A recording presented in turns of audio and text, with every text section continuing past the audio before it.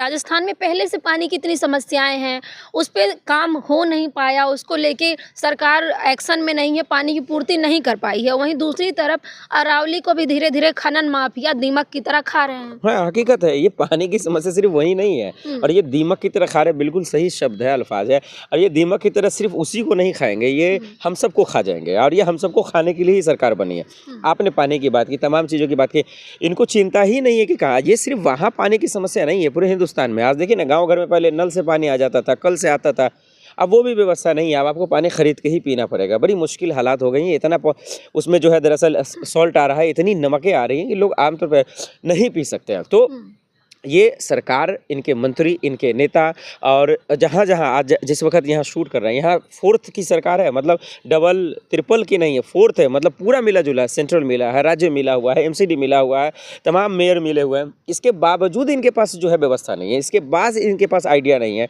हुँ, तो ये सरकार आई है ख़त्म करने के हुँ, लिए। हुँ, क्या ख़त्म करने के लिए? आपका पैसा ख़त्म करने के लिए, आपकी ज़िंदगी ख़त्म करने के लिए, हुँ, आपका साधन ख़त्म करने के लिए, आपकी व्यवस्थाएँ ख़त्म करने के लिए आई है। हुँ, तो हुँ, फिर ये क्या इससे उम्मीद करना है? इससे उम्मीद ही नहीं कर सकते आप। ये सरकार जान रही है कि देश की जनता को मूर्ख कैसे बनाना है, उनको लाचार कैसे बनाना है और बस उनको पता है कि हम इस पर राजनीति रोटियाँ कैसे सेकना है और यही वजह है कि ये बिल्कुल सही कहा आपने, दमन की तरह ये खा रहे हैं, अरावली को खा रहे हैं, कल आज हम लोग को खाएँगे। हुँ। सर, दूसरी तरफ सुप्रीम कोर्ट जो है एक के बाद एक अपने फैसले बदलता है। पहले कहता है कि 10 फीट से जो ऊँचे पहाड़ होंगे उनका खनन नहीं होगा, पर्वत होंगे।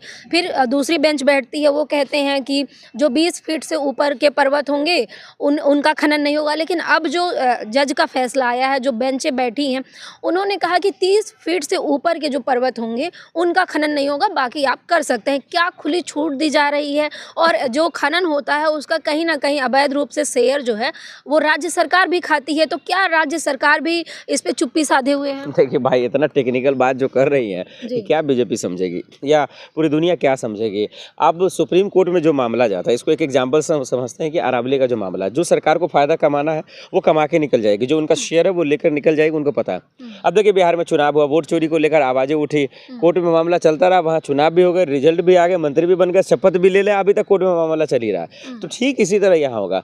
कोर्ट सिर्फ़ आज नाम के लिए ही रह गया। आप देखें तो इसमें कोई शक ही नहीं है। वो सिर्फ़ चंद लोगों के लिए है, देश का कानून भी चंद लोगों के लिए है, जिनके पास पैसा है, उनके पास फैसला है, गरीबों के लिए नहीं है, मिडिल क्लास लोगों के लिए नहीं है, आम मुद्दों के लिए नहीं है। बहुत सारी ऐसे एजेंसियां बनी हुई है, बहुत सारे एनजीओ बने हुए हैं जो अच्छे मुद्दों पे काम करते हैं, हुँ, लेकिन किसी को कोई पूछता नहीं है, उसी को उल्टा पुल्टा जो है उन पर आरोप लगाकर उन्हीं को फंसा दिया जाता है। तो हुँ, हम लोग जानते हैं, अगर वाकई में कोर्ट अगर गरीबों का सुन लेता, अगर वाकई में थाना गरीबों का सुन लेता, कानून गरीबों का सुन लेता, तो यकीन मानिए कि हिंदुस्तान के जो लोग हैं वो बड़े खुश होते हैं। हुँ, तो मुझे लगता है कि सिर्फ वो कानून पे डेट पे डेट, डेट पे डेट, थाने थाने से जो है कोर्ट, कोर्ट से जो है मीटिंग होती रहेगी, लेकिन इस सब पे कोई व्यवस्था निकाल नहीं पाएगी हुँ, और हुँ, सब अपना-अपना शेयर कमाएँगे और हुँ, लोगों को मूर्ख बना दे जाएँगे। हुँ, और ये चीज़ सिर्फ़ राजस्थान का मामला नहीं है, हरियाणा में चले जाइए, छत्तीसगढ़ में चले जाइए, मध्य प्रदेश में चले जाइए, आप चले जाइए महाराष्ट्र में, हर जगह ये समस्याएँ हैं। कभी हुँ, कोयला को लेकर होता है, कभी जो है पत्थर को लेके होता है, कभी बालू माफिया को लेकर होता है, कभी शराब माफिया, तरह-तरह के मामले मामले हज़ार हैं,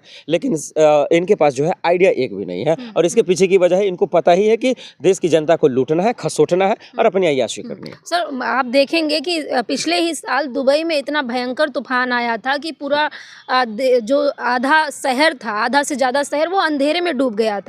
तो क्या पर्यावरण बार-बार चेता रहा है, क्लाइमेट बार-बार चेता रहा है, लेकिन ऐसी स्थिति क्या भारत में भी बन जाएगी अगर इसी तरह से खनन या इसी तरह से पेड़ कटते रहे, एनवायरनमेंट को नहीं समझा गया तो? मैं वही तो कह रहा हूँ, आप दुबई को छोड़ दीजिए, जहाँ भी ऑस्ट्रेलिया में आते हैं, जी। है ना, श्रीलंका में आता है, न्यूज़ीलैंड में आता है, तो हर जगह आता है। हुँ, लेकिन आप उससे लड़ने के लिए तैयार कितना है हमारी सरकार, ये सबसे हुँ, बड़ा हुँ, सवाल है। और हुँ, इस मोदी सरकार में आप क्लाइमेट को लेकर, पर्यावरण को लेकर, प्रकृति को लेकर जो आप बात करें, मुझे इस बात को लेकर हँसी आ रहा है, इसके मंत्री जानते ही कितना होंगे हुँ, और ये इस बात पे डिस्कस क्या करेंगे? स्कूल में पढ़ाई कितना होती है इस बात को लेकर? स्कूल में पढ़ाई क्या होती है भाई, कि भाई दरअसल जो है, जाओ तुम उसका जूता ले आओ, उसका जूता चटवाओ, उसका नाखून चटवाओ। हुँ, मंदिर की बात होती है, बहुत की दलित को कैसे जो है हुँ, मारना है, पीटना है, ये बातें हुँ, होती है। हुँ, ये क्लाइमेट का कौन नहीं जानता, ये पर्यावरण का कौन नहीं जानता है, हुँ, तो ये देश की जनता को कैसे समझाएँगे, ये मुझे हुँ, हँसी आती है। हुँ, देखिए, जो देश क्लाइमेट को लेकर, पर्यावरण को लेकर चिंतित है, जो अगर विदेशों की बात करें, देखिए उनका प्रदूषण का हाल ठीक है, उनकी व्यवस्थाएँ ठीक है, वहाँ के लोगों की हवाएँ भी ठीक हैं, अब वो शुद्ध हवा ले रहे हैं। मोदी जी जो अभी जहाँ गए हैं 3 देशों के दौरे पर, जी। वहाँ पता है आपको, पूरे हिंदू दुनिया के देशों में सबसे अच्छा वहाँ का हुँ, जो है पॉल्यूशन की स्थिति है, प्रदूषण की स्थिति है, लेकिन भारत की बात कर लिए सबसे घटिया है। तो क्लाइमेट पे इन लोगों की बात मत कीजिए। जो सिंचाई है, जो व्यवस्था है, उनको भी खत्म कर रहे हैं, पेड़ को काट रहे हैं और अपने जो है अडानी अंबानी को बेचकर दरअसल जो है हम सब जानते हैं ये अपना खूब कमा रहे हैं। खूब कमा रहे हैं मतलब लीज पे 1 रुपए में ज़मीन बेचते हैं। बताइए भाई, आज 1 रुपए में गुलगुल्ला नहीं मिलता, समोसा नहीं मिलता, ये ज़मीन बेच रहे हैं। तो इसके राज में, इस सरकार में शिक्षा पे बात नहीं कीजिए आप, क्लाइमेट पे बात मत कीजिए, पर्यावरण पे बात मत कीजिए। हाँ, इसमें जितना बात करना बागेश्वर बाबा पे बात कीजिए, बाबा रामदेव पर कीजिए, हिंदू मुस्लिम पे कीजिए, जातिवाद पे कीजिए, ये कीजिए, पढ़ाई लिखाई पे बात मत कीजिए। नहीं तो जो है ये मूर्खों का देश बना ही रहे हैं, हम सबको भी मूर्ख बना ही रहे हैं। पढ़िएगा लिखिएगा तो सवाल पूछेगा, और सवाल पूछना इस सरकार में गुनाह है, ये बात हमारा जान रहा है। बहुत धन्यवाद सर।